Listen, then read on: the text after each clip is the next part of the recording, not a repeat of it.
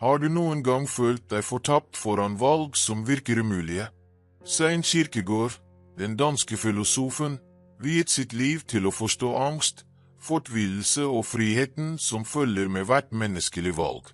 Han mente at angst ikke er en fiende, men et tegn på dybden i vår eksistens. Hvert valg, uansett hvor lite det virker, avslører noe om hvem vi er og hvilken type liv vi ønsker å leve. I dag skal vi utforske hvordan disse ideene kan brukes praktisk i hverdagen, spesielt for folk som bor i norske byer som Oslo, Bergen, Trondheim eller i mer avsidesliggende områder. Tenk på en student i Bergen som må velge mellom å studere medisin, en trygg karriere, eller følge sin ekte lidenskap for musikk. Tenk på en profesjonell i Oslo som føler press for å klatre i karrieren, men som samtidig føler at han eller hun mister sin egen kjerne.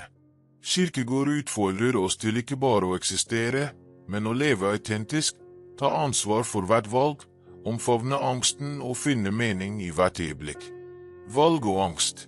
Ifølge Kierkegaard består livet essensielt av valg. Hvert valg bringer med seg angst, den uroende følelsen som minner oss om at våre handlinger betyr noe. I Oslo håndterer unge profesjonelle daglige dilemmaer. Skal man ta en godt betalt jobb som ikke inspirerer, eller følge en kreativ karriere med risiko og usikkerhet? Denne angsten er ikke et tegn på svakhet, men en mulighet til selvinnsikt. Ved å velge bevisst, lærer vi mer om våre prioriteringer og verdier. I Trondheim føler studenter tyngden av å balansere familiens forventninger med egne ønsker. Kierkegaard minner oss om at ignorere denne angsten er å fornekte vår frihet. I stedet bør vi omfavne den, analysere dens kilder og bruke den til å ta mer autentiske beslutninger.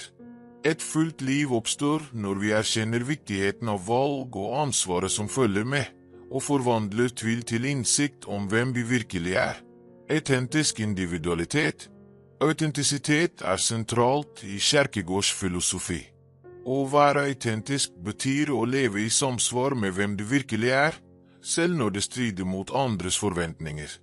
I Trondheim møter unge sterk press for å følge tradisjonelle karriereveier, men noen velger alternative stier, som kunst, sosialt entreprenørskap eller uavhengig forskning. Hvert valg som skiller seg fra normen er en handling av eksistensiell mot.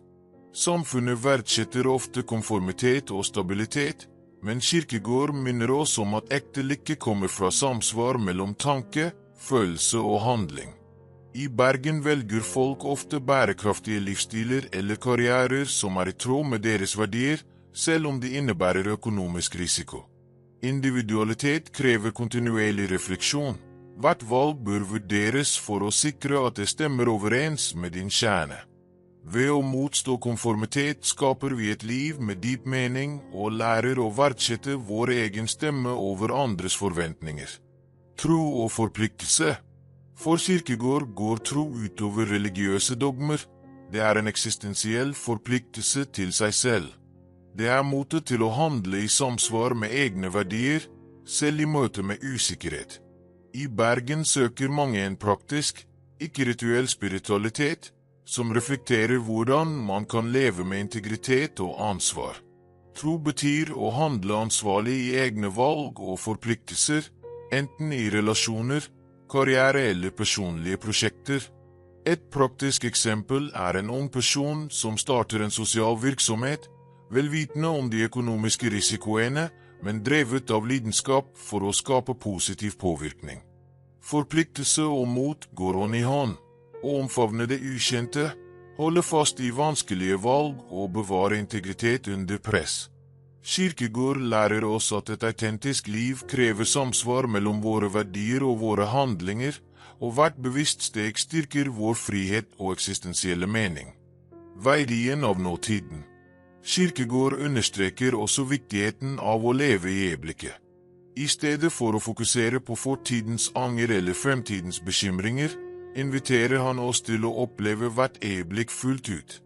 I Norge gir aktiviteter som fjellturer, skogsturer nær Oslo eller bare å observere soloppgangen i kystlandsbyer muligheter for bevisst tilstedeværelse. Å være til stede gjør at man legger merke til detaljer som gjør hverdagen meningsfull. Følelsen av frisk luft på ansiktet eller lyden av bølger mot stranden.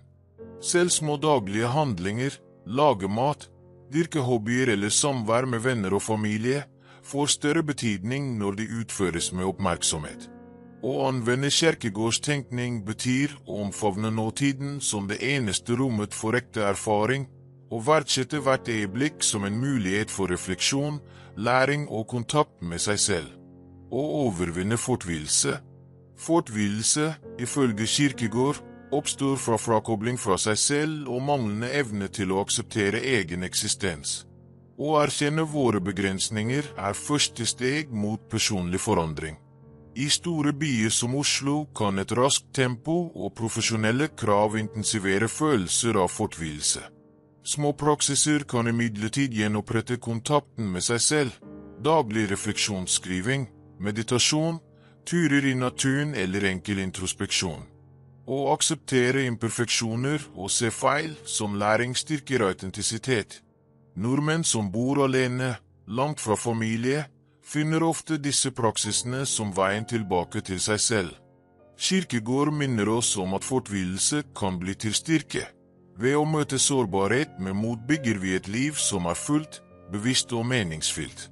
Kierkegaard lærer oss at hvert valg, hvert øyeblikk av angst og hver utfordring er en mulighet for selvinnsikt. Å leve autentisk krever mot, daglig refleksjon og forpliktelse til våre dypeste verdier. For de som bor i Norge eller andre steder, kan anvendelsen av disse prinsippene forvandle hverdagen, beslutningene og relasjoner, og gjøre livet mer meningsfylt. Hvert øyeblikk er en sjanse til å være tro mot seg selv, omfavne livet med mot og finne mening i det daglige. Hvis dette innholdet inspirerte deg, abonner på kanalen, aktiver klokken og del med dem som trenger refleksjon over valg, autentisitet og eksistensiell mot.